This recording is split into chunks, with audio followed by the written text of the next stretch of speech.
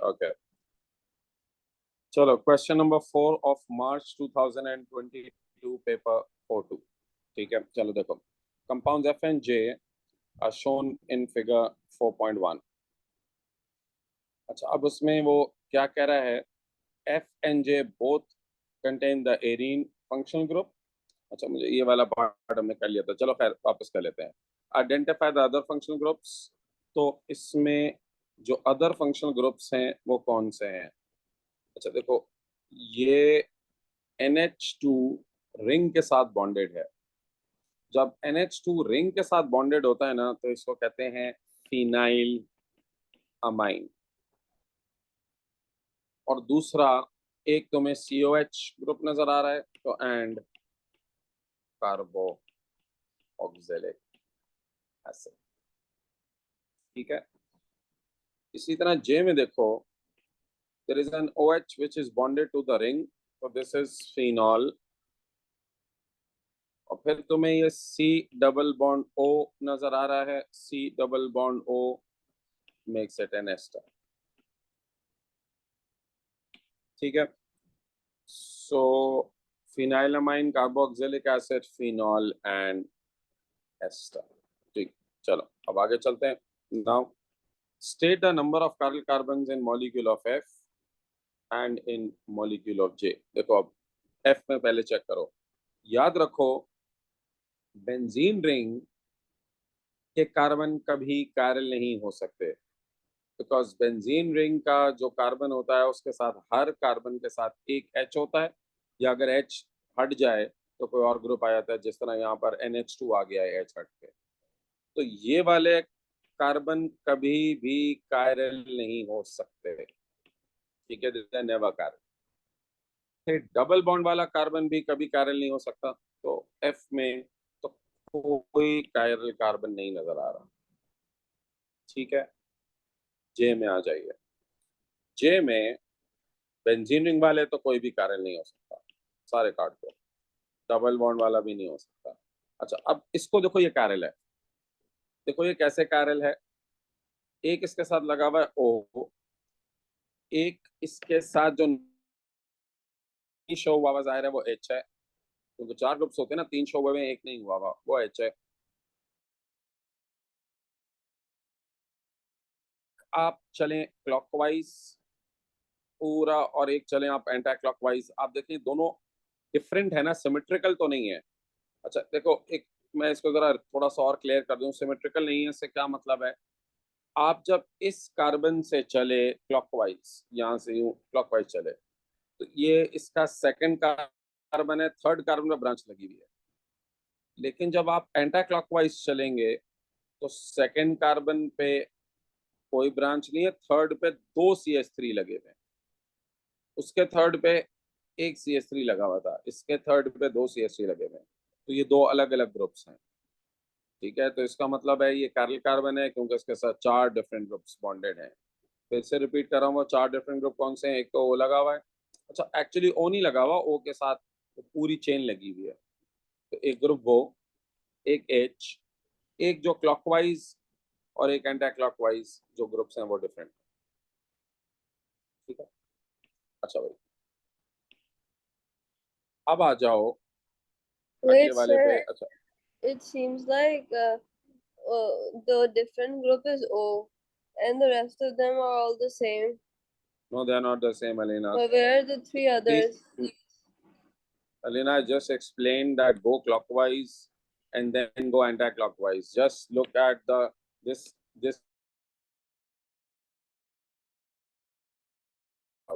So if and you move in the opposite direction, are they symmetrical? No. So they are considered as two different groups. And a hydrogen is the fourth group. Yes. Okay. Now, once again, अच्छा आगे बढ़ते हैं ना। अच्छा, ये सब मैंने आपको अभी समझा दिया, ये वही चीज बार बार है। अच्छा चलो अब आ जाओ, ये Sir, कारल नहीं हो why सकता isn't the C double O wala carbon? Why isn't because that there one carbon? because there is a double bond any group with a double bond cannot have 4 different groups bonded to it, so it can never be chiral. Okay. अच्छा, now this one cannot be chiral because there are 2 hydrogens. ये वाला भी हमने इसको भी cross कर दिया, sorry, this one. ठीक है, इसके साथ 2 हाइड्रोजन में, ये भी chiral नहीं हो सकता. अच्छा, फिर वंस अगेन ये इसके साथ भी 2 हाइड्रोजन लगे हुए हैं, इसके साथ भी 2 हाइड्रोजन लगे हुए हैं, इसके साथ 2 CH3 लगे हुए हैं. ठीक है, तो ये भी chiral नहीं हो सकता. इसके साथ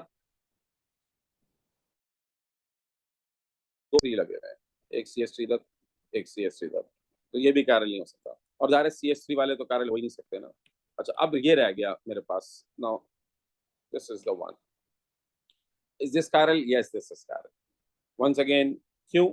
इसके साथ एक CH3 लगा हुआ है, एक H लगा हुआ है, और इसका क्लॉकवाइज और एंटी क्लॉकवाइज आप दोनों तरफ जाके देखें, वंस अगेन सेम होगा ना. आप इधर जाएं, चलें, एंटी क्लॉकवाइज चलें, groups are not same, they are different. So that means there are 4 different groups bonded to it. ठीक है, तो अब इसको जरा मैं मिटा दूं, बस ये मैंने समझाने के लिए बनाया था. तो कौन से कार्बन बच गए जी? ये 2 कार्बन है, यहाँ पर 2 कार्बन है. ठीक है, चलें, let's move to part B. Now this is simply a knowledge based question. If you have learned reactions, if you know the reactions and reagents, then this is a very easy question. Dekho, chalo. A student proposes a multi-step synthesis of F from benzene as shown in table 4.1. Complete the table by providing relevant details of the reagents and conditions for step 1 to 4 and the structures of product B. Chalo, let's see. What is happening in step number 1? Benzene ring is converted to alkyl benzene. ठीक है, अब how do you convert benzene to alkyl benzene? हमने benzene के reactions में पढ़ा था Friedel-Crafts reaction. यानी जो alkyl group तुम्हें ring के साथ लगाना होगा, तुम उसका corresponding halogen alkane ले लोगे. तो तुम्हें CH3 लगाना है रिंग के साथ, तो तुम यहाँ पर CH3Cl. ठीक है, तुम क्या ले लोगे? CH3Cl. और इसका जो कैटलिस्ट होता है वो हैलोजन कैरियर है. So in the presence of anhydrous AlCl3. अगर आप यहाँ पर खैर एनहाइड्रस नहीं भी लिखते, एग्जामिनर एक्सेप्ट कर लेगा, बट AlCl3. ठीक है, तो मुझे पता नहीं क्यों लग रहा है मैंने पिछली क्लास में ये किया था आपके साथ. एनीवेज, नाउ 2 सेकंड के अंदर तुम इसका जो प्रोडक्ट है यानी अल्काइल बेंजीन को तुम रिएक्ट करा रहे हो concentrated nitric and sulphuric acid के साथ. इसको कहते हैं नाइट्रेशन. ये नाइट्रेशन की कंडीशन है जिसमें आप कंसंट्रेटेड नाइट्रिक एसिड और सल्फ्यूरिक एसिड के साथ रिएक्ट करते हैं. क्योंकि ये अल्काइल ग्रुप है, यहाँ पे CH3 लगा हुआ है, तो आप इसको 4th पोजीशन पे जाके 1 2 3 4. अच्छा देखो, ये 4th पोजीशन पे जाके लग जाएगा, क्योंकि आपको पता है ना CH3 2 4 डायरेक्टिंग होता है. अच्छा, एक बात ये, अब आप कहें सर आपने 2 पे क्यों नहीं लगाया? क्योंकि अगले पे देख रहे हो NO2 4th पे लगा हुआ है. ज़ाहिर है ये चेंज हो गया है, वो CH3 नहीं रहा, लेकिन ये तो 4th पे लगा हुआ है ना. तो मैं अगले वाले को देख के भी डिसाइड कर रहा हूँ कि ये यहाँ पर होगा. ठीक है, फिर नेक्स्ट आपने इस कंपाउंड D को, यही कंपाउंड D को हॉट अल्कलाइन then H2SO4. ये है condition to convert alkyl benzene to benzoic acid. तो यहाँ अच्छा उसने खुद ही बना के दे दिया है तुम्हें benzoic acid. ठीक है, अब 4th में benzoic acid को तुमने क्या कंडीशन देनी है कि इसका ये NO2 कन्वर्ट हो जाए NH2 में. अच्छा, ये बिल्कुल 100% याद आ गया, मैंने ये कराया है आपको. लास्ट क्लास में, आप लोग भूल गए, मुझे याद आ गया। ठीक है, नहीं नहीं सच नहीं पढ़ाया। नहीं कराया है यार, कराया है दोस्त, मुझे याद आ गया। अच्छा बहरहाल चलो देख लो अब जल्दी से फटाफट। अच्छा, जब आप ये NO2 ग्रुप को NH2 में कन्वर्ट करते हैं तो आप लोग अपने सर आपकी स्क्रीन चली गई। स्क्रीन चली गई मेरी,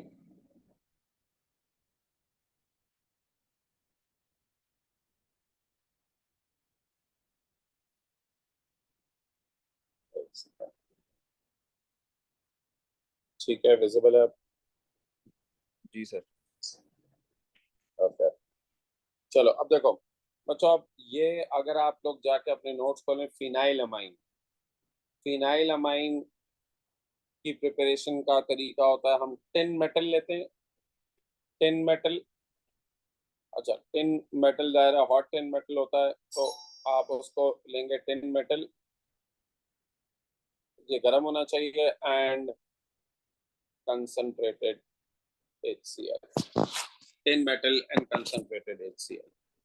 एक सेकंड बच्चा देना मुझे, जस्ट अ सेकंड। अच्छा नाउ, तो हाँ ये मैं आपको कह रहा था कि जी दिस इज टू प्रोड्यूस फिनाइलमाइन, ये कंडीशन होती है। ठीक है चलो next part. Okay now, in a second multi-step synthesis, the student changes the order in which the reagent conditions are used. Sir, wait, sir, what was the last reaction? Conversion of nitrobenzene to phenylamine. बेटा phenylamine produce करने के लिए it's a mixture of tin metal and concentrated hydrochloric acid. ठीक है, open your notes to फिनाइलमाइन। फिनाइलमाइन के अंदर देखो उसके फॉर्मेशन का, उसके अंदर मैंने आप लोगों को लिखवाया हुआ है। ओके चले नाउ, Recording में नहीं? Sorry, Is it not in the recording? It must be somewhere बेटा। फिनाइलमाइन देखो उसके अंदर। Okay now, the student changes the order in which the reagents and conditioner are used. The reaction scheme is shown in figure 4.2. G is a major product of the synthesis. ठीक है okay, देखो इसके अंदर इसने थोड़ा सा different कर दिया। पहले इसने बेंजीन को एल्काइल बेंजीन में कन्वर्ट किया, फिर एल्काइल बेंजीन को इसने बेंजोइक एसिड में कन्वर्ट किया, और फिर इसको concentrated nitric acid and sulphuric acid के साथ रिएक्ट कराया टू फॉर्म G। ठीक है, अच्छा अब उसने कहा हुआ है कि draw the structure of G। मैं जब भी ये क्वेश्चन कराता हूँ तो मुझे बच्चे कहते हैं कि सर हमने बेंजोइक एसिड के रिएक्शंस तो नहीं पढ़े हुए हैं, इसमें तो बेंजोइक एसिड है।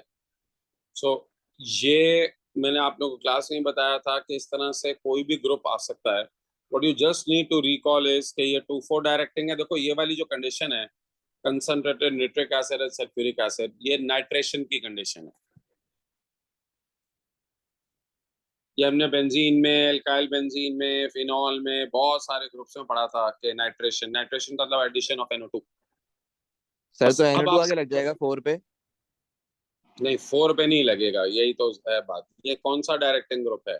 COH is a 3 directing group, ये 4 पे नहीं लगा था। ये जब डायरेक्टिंग ग्रुप्स आपको लिखवाए थे बिल्कुल ऑर्गेनिक की स्टार्टिंग में, तो वहां पर देखें COH is a 3 directing, 3,5 directing या 3, पहले 3 पे लगेगा, फिर जाहिर है उसके बाद अगर बहुत बचेगा तो 5, लेकिन ये 3 डायरेक्टिंग ग्रुप है, तो इसमें आके ये लगेगा COH के रिस्पेक्ट से 3 पे, 1 2 3 यहाँ पर आके।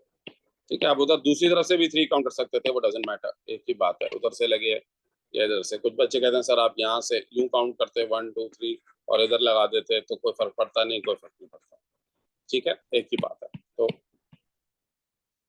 अच्छा ये हो गया, और इसमें इसमें कहा हुआ भी है कि explain why G is the major product.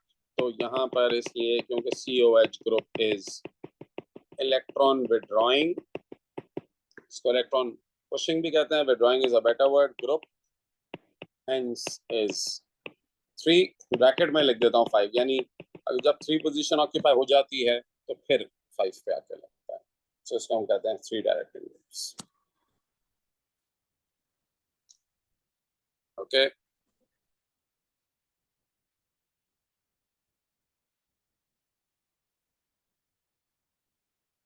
अच्छा जी चलिए अब आइए इधर J is under suitable reagent conditions with NaOH reacts under suitable conditions. After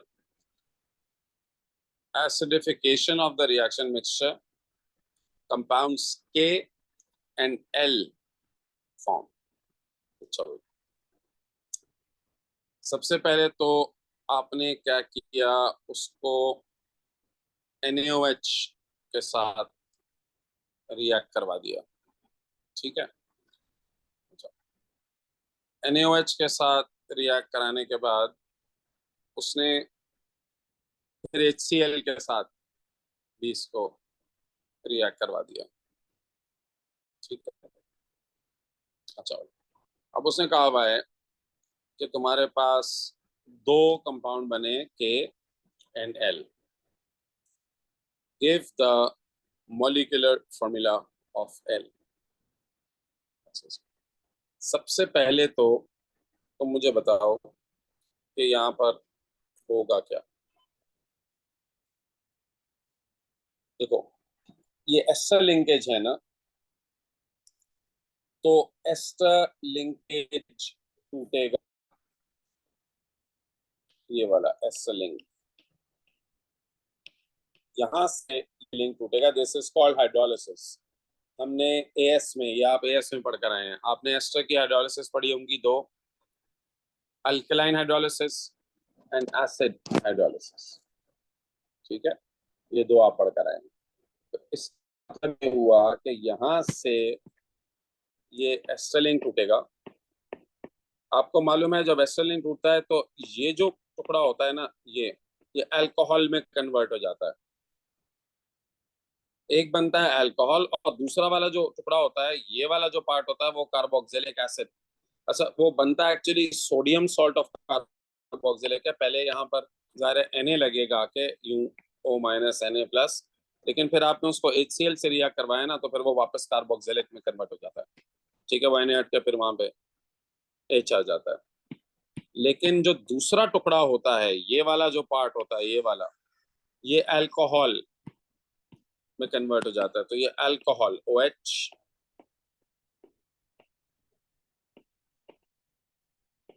ठीक है और इसके साथ ये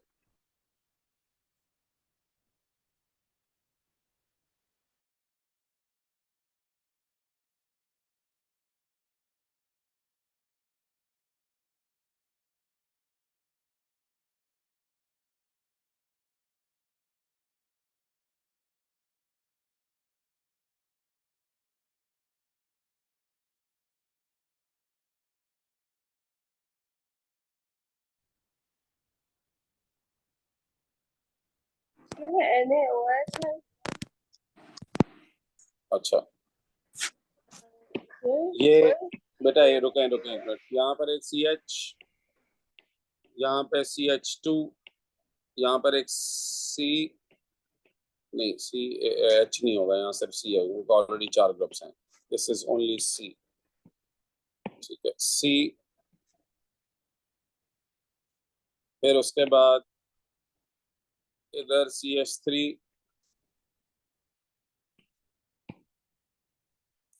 इधर CH3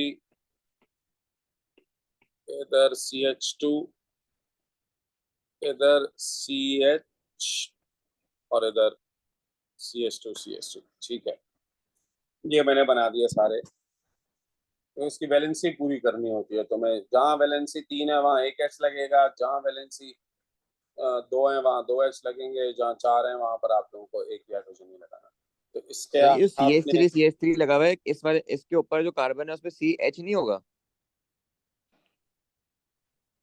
4 बॉन्ड्स है ना उसके CH कैसे होगा 4 बॉन्ड्स हैं तो जब 4 बॉन्ड ऑलरेडी हैं तो चारों हाइड्रोजन हट गए ना उसके ठीक है, चलिए तो आप काउंट कर लें, कार्बन काउंट कर लें, हाइड्रोजन, तो ये कार्बन होंगे 9 काउंट कर लीजिए, 18 होंगे हाइड्रोजन और 1 होगा ऑक्सीजन।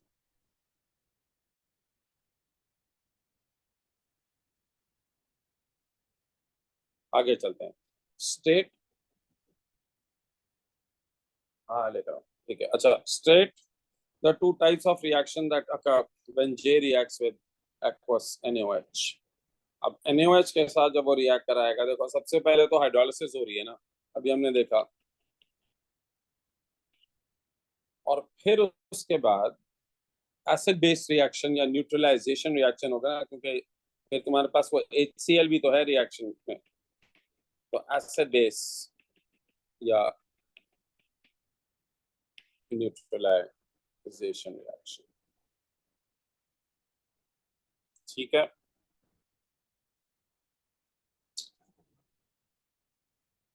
चलें, ये हो गया।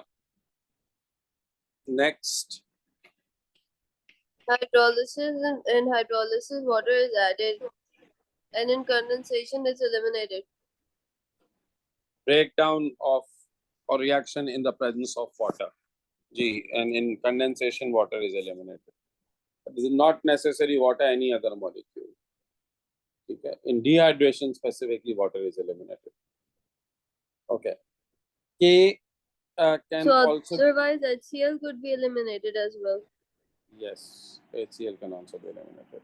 सर सर अगर HCl नहीं लिखा होता कंडीशन में तो फिर हम सिर्फ कार्बोक्सिलेट आयन वाले फॉर्मूला लिखते। अगर HCl नहीं लिखा हुआ होता तो क्या पूछ रही हैं? तो सर पर हम लाइक COO और Na लिखते हैं उसको और सिर्फ हाइड्रोलिसिस लिखते हैं। हाँ, मतलब इसमें तो देखो, असल में इसमें K तो उसने खुद ही बना के दे दिया है ना। एक्चुअली यहाँ पर फिर ये OH नहीं आता, यहाँ Na आता है।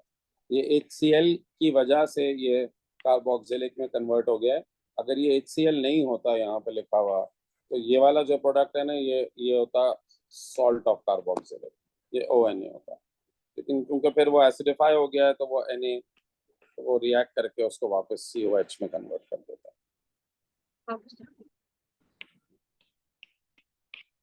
चले, now K can also be synthesized from phenol.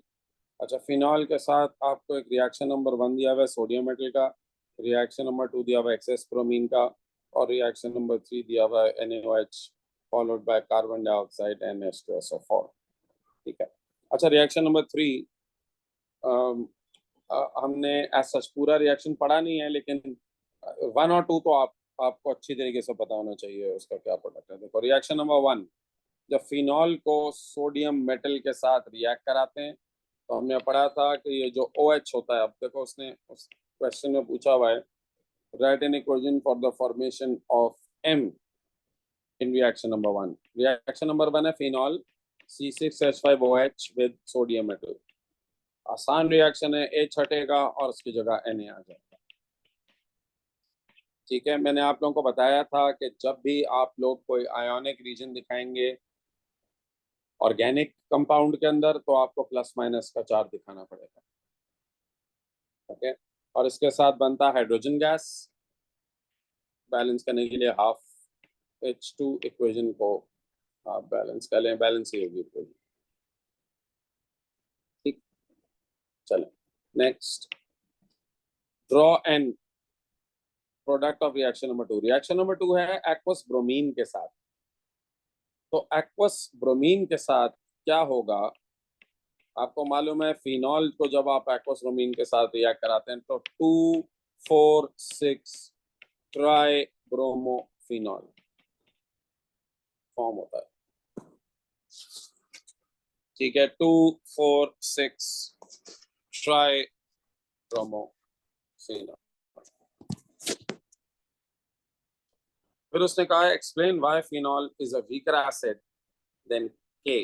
अच्छा भाई, के क्या है? ठीक है, देखो बच्चों, के में कार्बोक्सिलिक ग्रुप है और ये सिर्फ फिनॉल है।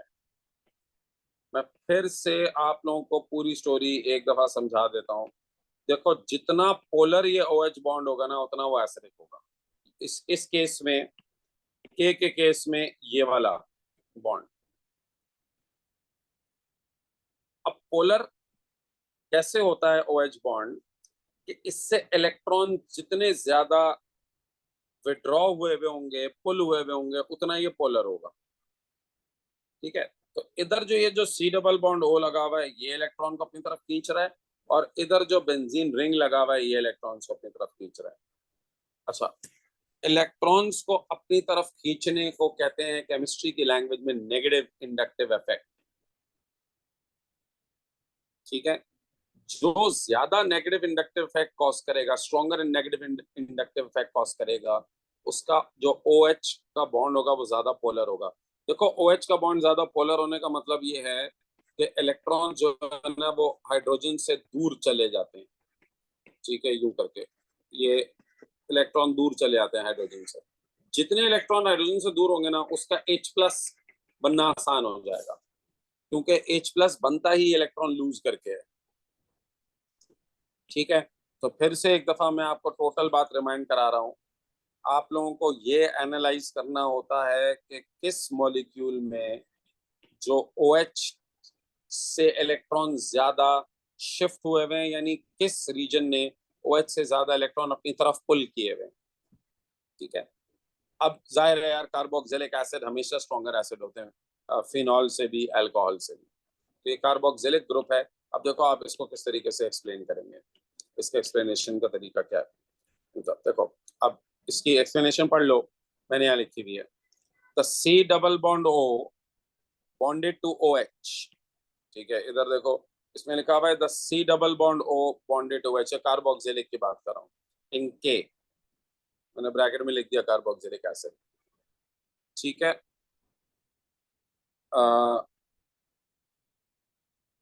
yes, is bonded to, लिख दो is bonded to OH in carboxylic acid and causes a negative inductive effect, increasing the polarity of OH bond. Hence, H+ ions are lost easily. So, the electron pulling effect of benzene is weaker than C double bond O. देखो, benzene भी electron पुल करता है, but C double bond O जैसी उसकी electron pulling ability नहीं है। Electron pulling ability of C double bond O is much stronger than that of the benzene ring. ठीक है, इसलिए हम ये कहते हैं कि जो C डबल बॉन्ड O के साथ OH लगा हुआ है कार्बोक्सिलिक का, वो ज्यादा आसानी से H+ आयन प्रोड्यूस करेगा, क्योंकि उसका OH बॉन्ड ज्यादा पोलर। ठीक है, समझ में आ गया ये? तो ये इस तरीके से आपको इसका आंसर करना होता है। देखो, इसका यूजुअली मैंने देखा है लोग आंसर लिखते हुए बड़ी गड़बड़ करते हैं वर्डिंग्स में।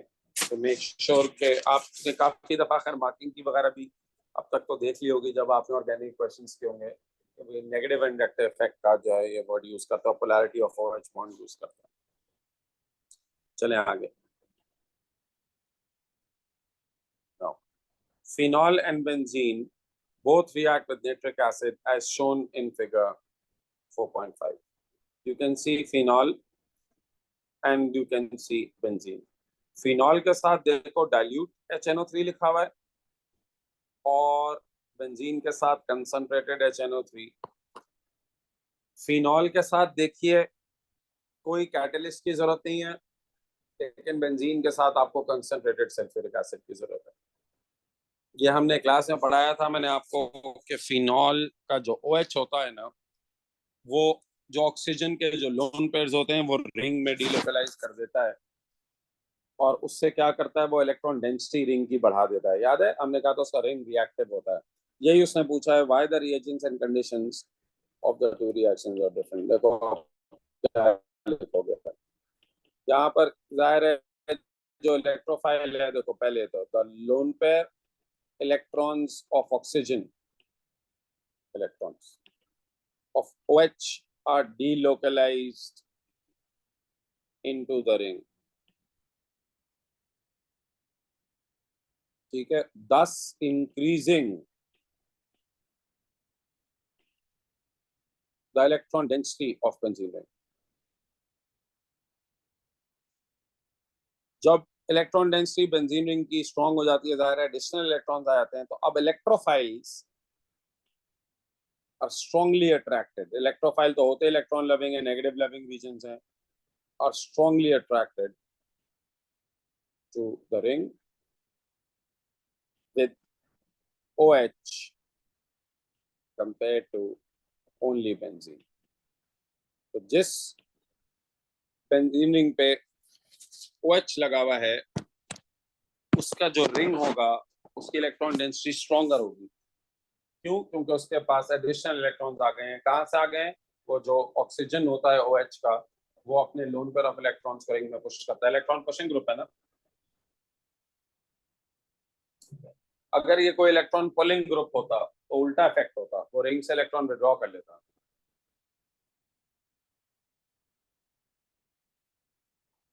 ठीक है बच्चों, चलो ये हो गया आपका क्वेश्चन नंबर 4।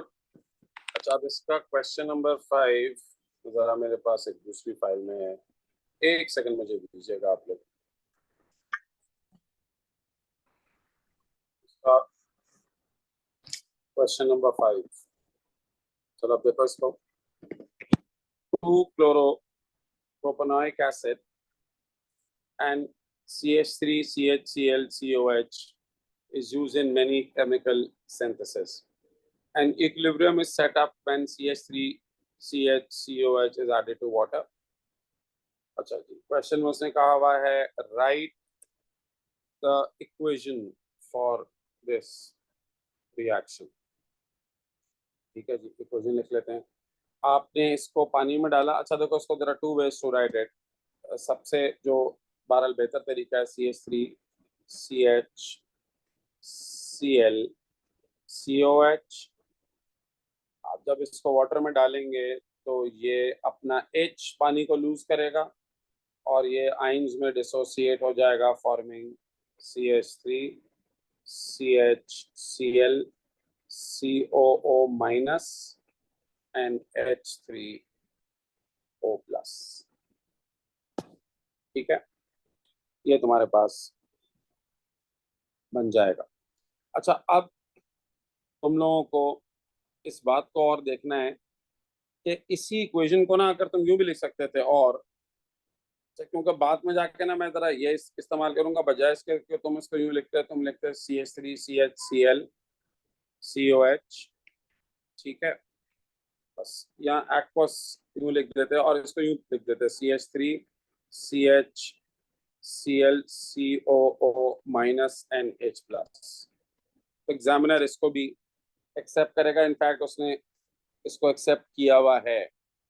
ठीक है, तो आप ये जहन में रखें कि एग्जामिनर आपको दोनों इक्वेशंस को जो है वो एक्सेप्ट कर लेगा, चाहे आप इसको ऐसे लिखें या आप इसको ऐसे लिखें। ठीक है, चलो अब आज जाते हैं इसके ऊपर। नेक्स्ट, अब उसने कहा हुआ है कैलकुलेट pKa। अब जरा आप इसका pKa कैलकुलेट करो। देखो, pKa के लिए आपको Ka पता होना जरूरी है। अच्छा, Ka के लिए याद करो, हमने 2 बातें पढ़ी थी। हमारे पास 0.15 मोल इसका दिया हुआ है, हमें एसिड का हमारे पास मोल्स हैं, और तुम्हारे पास वॉल्यूम भी है 250। ठीक है, तो इससे तुम क्या कर सकते हो, तुम एसिड की कंसंट्रेशन तो कैलकुलेट कर सकते हो इससे। अच्छा, फिर एसिड की कंसंट्रेशन आ गई, फिर मुझे पीएच भी गिवन है, उससे मैं H+ की कंसंट्रेशन निकाल लूंगा। देखो, अब मैं जरा इसको स्टेप बाय स्टेप तुम लोग को करके दिखा रहा हूँ। सबसे पहला काम तो मैं क्या करता हूँ, मैं एसिड की कंसंट्रेशन कैलकुलेट कर लेता हूँ।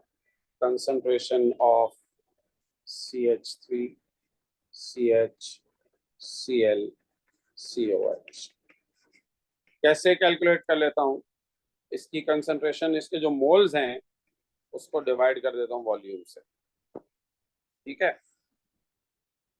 तो इसके मोल्स कितने हैं क्वेश्चन के अंदर, 0.15 डिवाइडेड बाय इसका वॉल्यूम कितना है 250। तो इससे आपके पास मोल्स आ जाएंगे एसिड के।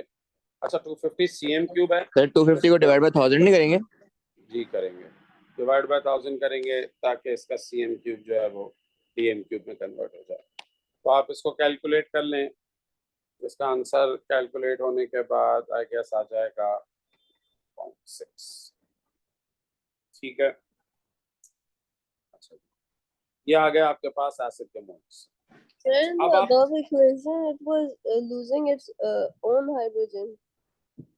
No additional hydrogen was being added. I don't get your question. The acid will lose the H of COH group ना बेटा, और कौन सा H लूज करेगा? Yeah. Okay. अच्छा अब हम क्या करेंगे? Using pH, we'll find the concentration of H plus. So concentration of H plus का फॉर्मूला मैंने आप लोगों को बताया था 10 की पावर माइनस pH। तो 10 की पावर माइनस 1.51, आप इसको सॉल्व कर लें, दिस इज 0.0309।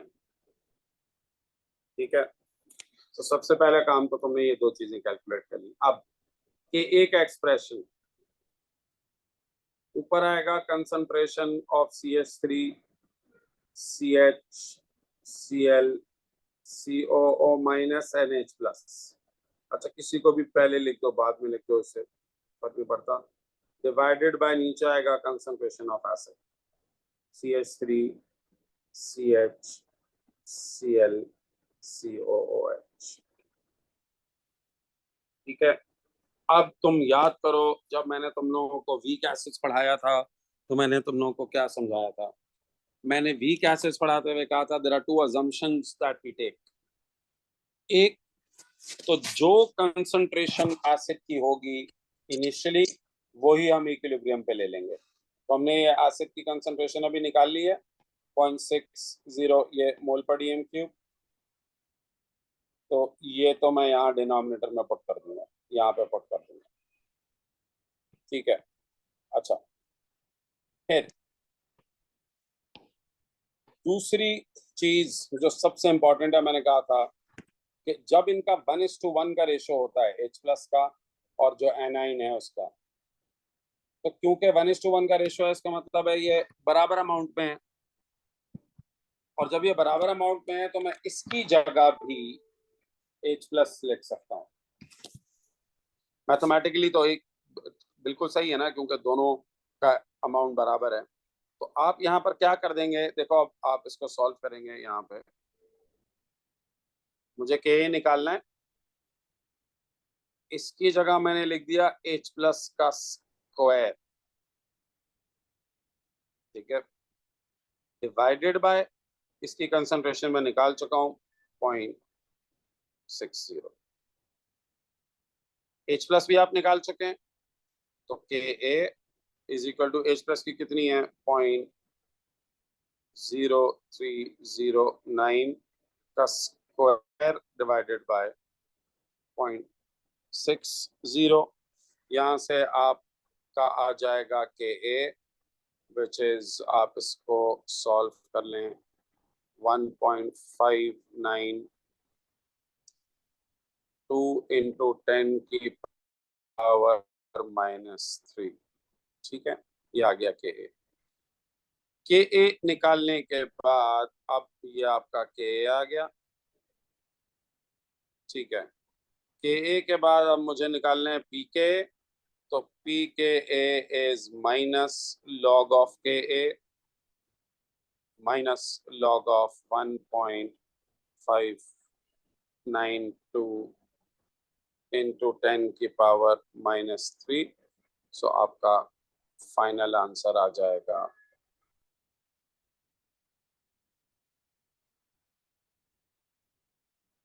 ठीक है बच्चों, समझ में आ गया सबको ये? ठीक है, ये आपका आ गया। ठीक है, चलो Both the C double O minus and H plus are in same concentration. Yes, they are. We know this by the ratio. Yes. Okay. An equal concentration of aqueous propanoic acid has a pH 2.55.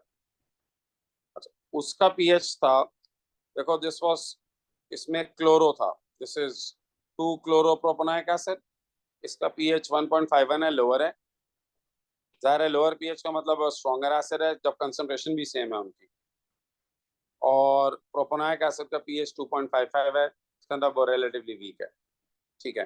Once again क्यों है, ये जो Cl group present है ना, ये Cl group आपको मालूम है ये एसिडिक स्ट्रेंथ बढ़ा देता है, तो देखो आप इसको कैसे लिखेंगे। अच्छा, पहले तो आपको एग्जाम में आपको क्लियर स्टेटमेंट देना है कि स्ट्रॉन्गर कौन सा है, क्योंकि उसने आपको ये बताया भी नहीं है स्ट्रॉन्गर है, उसने कहा explain the difference in pH of the solutions of equal concentration, ठीक है। तो पहले आप यहाँ पे लिखेंगे CH3CH Cl COH is stronger acid than what, the propanoic acid, then CH3 CH2 COH, ठीक है, प्रोपेनोइक एसिड, ठीक है। अच्छा, क्यों, because the electron withdrawing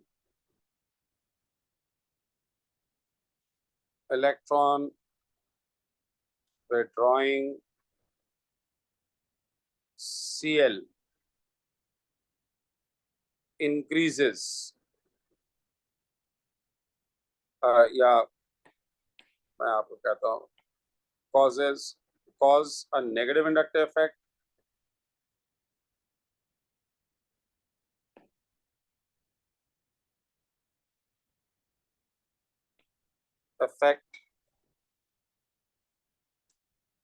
the CH3CH is a stronger acid than this because electron withdrawing Cl cause a negative inductive effect, ठीक है, comma increasing the polarity of OH bond and H plus ions can easily form, thus producing a lower pH, ठीक है। उसने question में कहा हुआ है ना कि explain the difference in pH, okay. So this presence of this group, ये जो Cl है उसने ये सारा डिफरेंस क्रिएट किया, क्योंकि वो इलेक्ट्रॉन को पुल करता है और इलेक्ट्रॉन को पुल करने की वजह से वो पोलैरिटी बढ़ा देता है OH बॉन्ड की। There is negative inductive effect the keyword over here. Yes, it is. Or can we say, if we say that it pulls the electrons from OH bond, that it is electronegative? Can we say that as well? Yeah, we can, but a more scientific expression is negative inductive effect. So if we only say that it's electronegative and so it pulls electrons from OH bond, As I then said, we will not get marks. you will, but as I said, a better scientific word is negative. Examiner expect you to write negative inductive effect. Okay. Achha. Now, CH3Cl reacts with ammonia, form alanine. उससे ये एक amino acid है. Alanine is an amino acid. Its isoelectric point is 6.1. State what is meant by isoelectric. So isoelectric का मतलब आपको मालूम है isoelectric क्या होता है? Isoelectric वो होता है pH at which the overall charge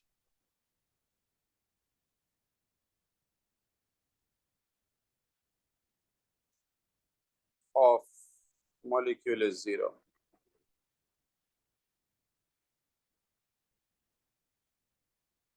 Is 0. By the way, just for you to remember हमने कहा था forms Deuterines is deuterine. Okay. अच्छा, अब 6.1 पे इट्स आइसोइलेक्ट्रिक, यानी 6.1 पे ये होगा CO माइनस और ये होगा NH3 प्लस, क्योंकि इसके अंदर तो एक ही बेसिक ग्रुप है और एक ही एसिडिक ग्रुप है। तो ये 6.1 पे इसके ऊपर NH3 प्लस और CO माइनस होगा। अब उसने पूछा है आपसे क्वेश्चन में, give the structural formula pH2। बेटा pH2 इज वेरी एसिडिक ना, यानी आइसोइलेक्ट्रिक पॉइंट 6.1 है। अब 6.1 पे तो COH आयनाइज हो गया था, क्योंकि ज़ाहिर है आइसोइलेक्ट्रिक पॉइंट है, उसने हमें कहा हुआ है, और ये भी आयनाइज हो गया था। लेकिन आप ये तो एक्सपेक्ट नहीं करेंगे ना कि वो pH2 पे भी आयनाइज होगा। सो pH2 पे आप क्या एक्सपेक्ट करेंगे कि ये वाला ग्रुप है एसिडिक ग्रुप, ये आयनाइज नहीं होगा। लेकिन देखो मैं इसको बना के दिखा रहा हूँ आपको। तो दिस इज योर, ऊपर CH3 ये है ना, तो आपके पास दिस इज CH3 है ऊपर, नीचे H है, ये COH है, और इधर अब देखो at pH2 which is very acidic, आप बेसिक ग्रुप तो एक्सपेक्ट करेंगे कि प्रोटॉन गेन करेगा NH3 प्लस, लेकिन आप एसिडिक ग्रुप को एक्सपेक्ट नहीं करेंगे अब कि वो 6.1 से इतना नीचे, यानी आइसोइलेक्ट्रिक पॉइंट से इतना एसिडिक मीडियम में वो आयनाइज होगा। तो अच्छा, ये इसका जस्ट स्ट्रक्चरल फार्मूला, तो मैं स्ट्रक्चरल फार्मूला लिखूंगा यहाँ। तो स्ट्रक्चरल फार्मूला इसका देखो क्या होगा, ये हम यूँ लिखेंगे, ये वाला जो ये CH3 पहले ये लिखा CH3, फिर CH, ये वाला C, ये वाला H, फिर ब्रैकेट में NH3 प्लस और फिर COOH। ठीक है। Sir, can we write that displayed formula? We have to write this condensed formula. No, you cannot. बेटा लिखा हुआ है structural formula, so how can you write a displayed formula? Yes, sir. I thought it was also structural formula. बेटा how can a displayed formula be a structural formula? It said somewhere, I think. Okay, चलो आगे बढ़ो। But Now. it's not, okay. No, it's not, beta. It's not. Okay, chalo. Alanine reacts as a pair of optical isomers. The structure of one optical isomer is shown. Draw the structure of this is easy. You just have to draw a mirror image. So ऊपर वाला group आपको पता है as it is रहता है, इसको तुम लोग ऐसे बना दोगे, ठीक है। ये COH and चलो अब आगे चलते हैं। Now it says polymer C forms the reaction between alanine and 4-amino butanoic acid. ठीक है। Draw a repeat unit of C. अच्छा, the functional group should be displayed. देखो पहले तो हम बना लेंगे alanine। ये एक आपके पास हो गया alanine, इसके साथ इधर CH3, एक H, इधर जो है वो NH2 और इधर CH। This is alanine plus, now this one is, देखो इसके साथ ये है CH2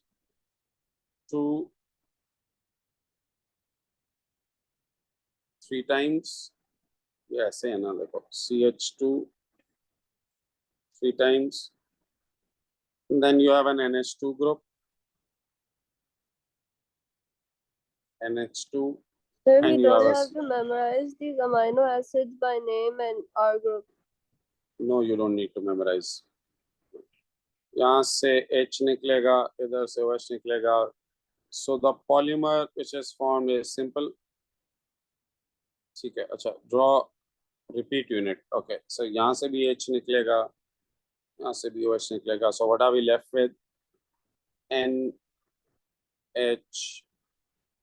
C CH3 H C double bond हो, उसके बाद ये NH आ जाएगा, फिर CH2 3 C double bond O dash.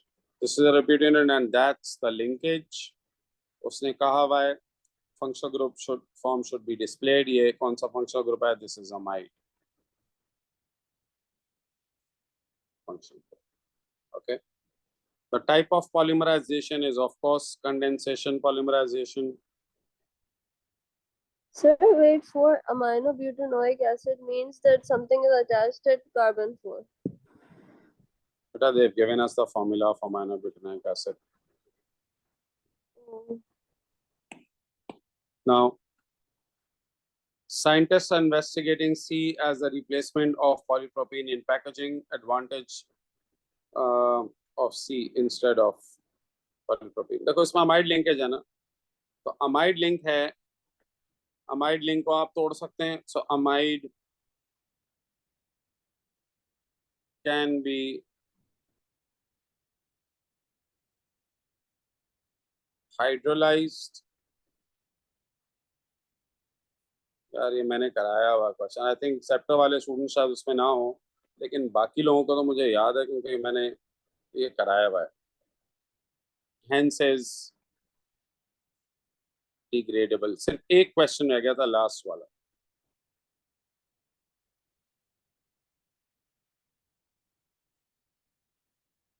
बिल्कुल मुझे अच्छी तरह याद आ गया, मैंने ये क्वेश्चन सिर्फ इसका सी वाला पार्ट और लास्ट क्वेश्चन रह गया था, बाकी मैंने पूरा क्वेश्चन कराया था आपने.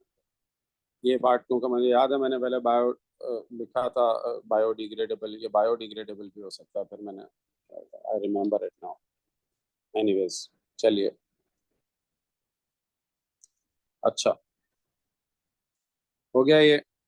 नेक्स्ट पार्ट इसका, अब पार्ट सी. अच्छा एक सेकंड दीजिएगा, मैं रिकॉर्डिंग के लिए ज़रा थोड़ा सा ना जस्ट लेट मी इसकी मैं रिकॉर्डिंग वापस करूँ. मुझे पता है मैंने पहले करके यहाँ